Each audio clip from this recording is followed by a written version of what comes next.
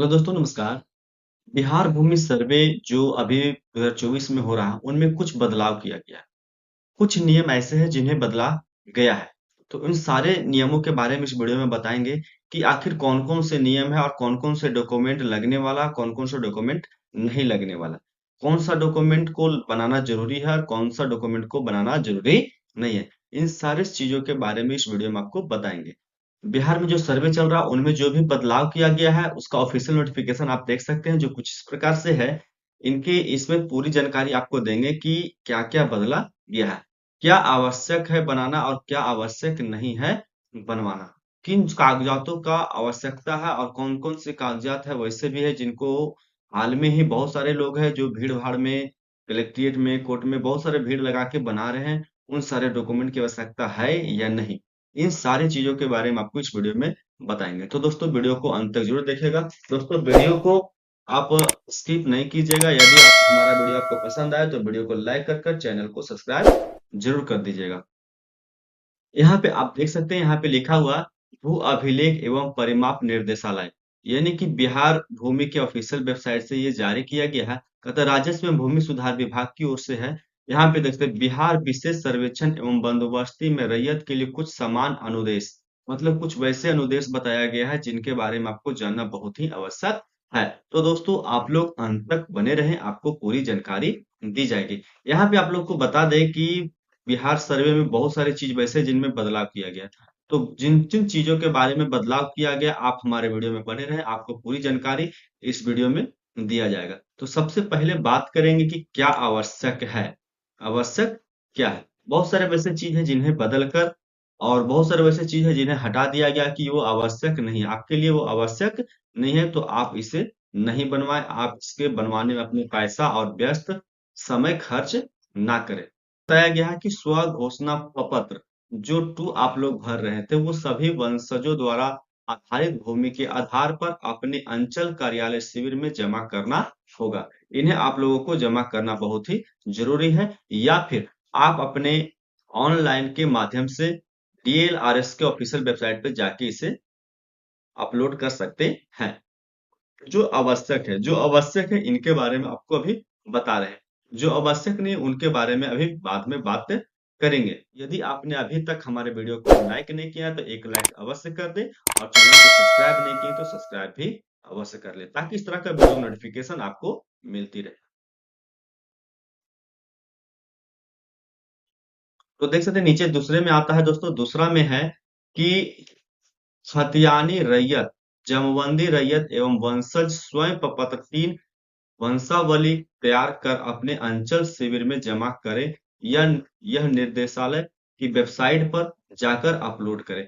इनमें जो कह रहा है, जो खतियानी रैयत है या फिर जमबंदी रैयत है या वंशज स्वयं प्रपत्र 3 के एक को अपने अनुसार से वंश छाया प्रति बनाकर आप इसे अपने वेबसाइट पे अपलोड कर सकते हैं, या फिर अंचल में जो शिविर कार्यालय लगा हुआ है, बिहार भूमि सर्वे का जो शिविर कार्यालय लगा हुआ वहां जाके आप जमा कर सकते हैं। ये करना अनिवार्य है और सभी लोग करना जरूरी है, सभी लोगों को करना जरूरी है। अब तीसरा आता है, तीसरा यहाँ पे दिया हुआ है, राजस्व, तीसरा दिया हुआ राजस्व रसीद की छाया प्रति स्व घोषणा पत्र के साथ आपको संलग्न करना बहुत ही जरूरी है। क्योंकि जैसे ही आप जो भी डॉक्यूमेंट या भी जो भी जमीन के लिए आप अपना स्व घोषणा करेंगे कि ये जमीन हमारा है, तो उनके लिए आपको स्व घोषणा पत्र डालना बहुत ही जरूरी है।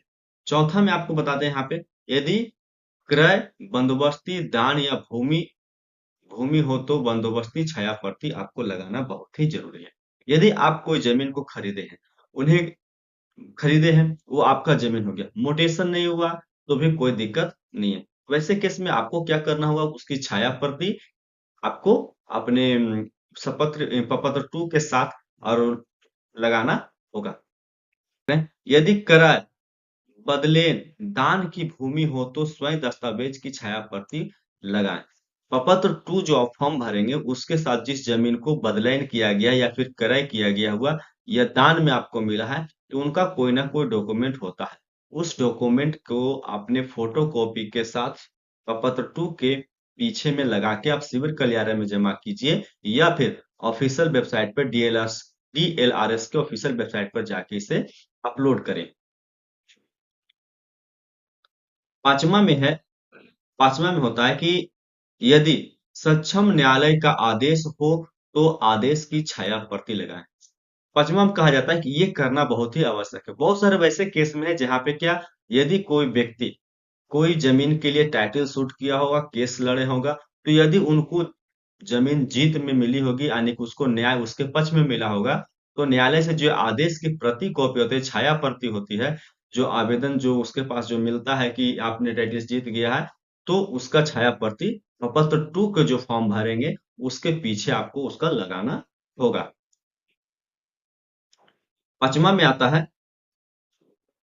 छठा में बंदोबस्ती भूमि, दान भूमि प्रमाण पत्र, वंशागत पर्चा छाया प्रति।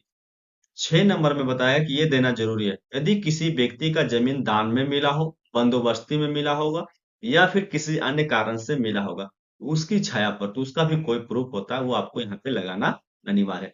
जैसे कि बहुत सारे एक समय चला था जहाँ पे वही बहुत सारे लोगों की जिनकी भूमिहीन था, जो भूमिहीन था, जिसके पास घर मकान बनाने की भूमि भी नहीं थी, वैसे लोगों को बिहार सरकार 4 डिसमिल 6 डिसमिल जो जमीन था वो सभी लोगों को दे रहा था बंदोबस्ती के नाम से। तो बंदोबस्ती जो पर्चा होगा वो पर्चा आपको यहाँ पे लगाना अनिवार्य होगा सर्वे में।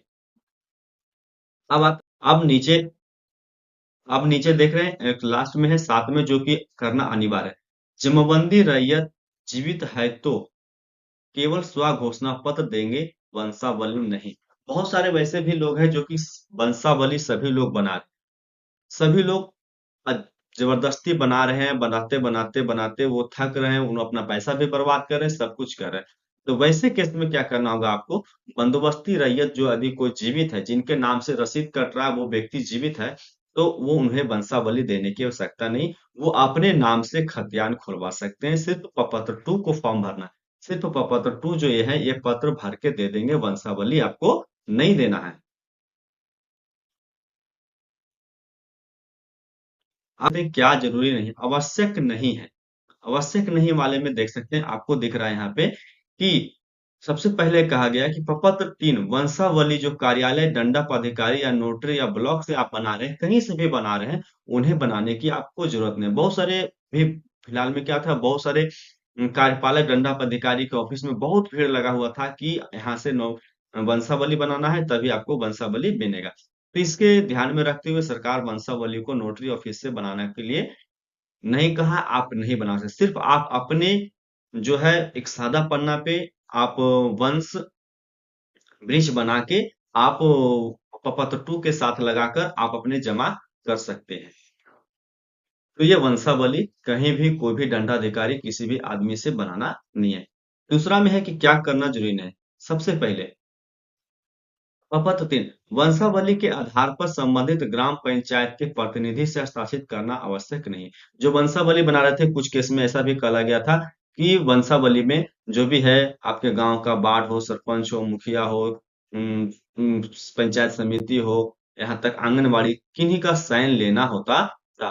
उन सभी लोगों का साइन भी यहाँ पे लेना अनिवार्य नहीं है। तो क्या होगा, तो वैसे केस में क्या होगा, जब भी यहाँ पे शिविर कार्यालय के अधिकारी आपके गांव में आएंगे, तो वो खुद एक दूसरे से पूछेंगे कि ये जो वंशावली बनाया हुआ, ये सही है या गलत है।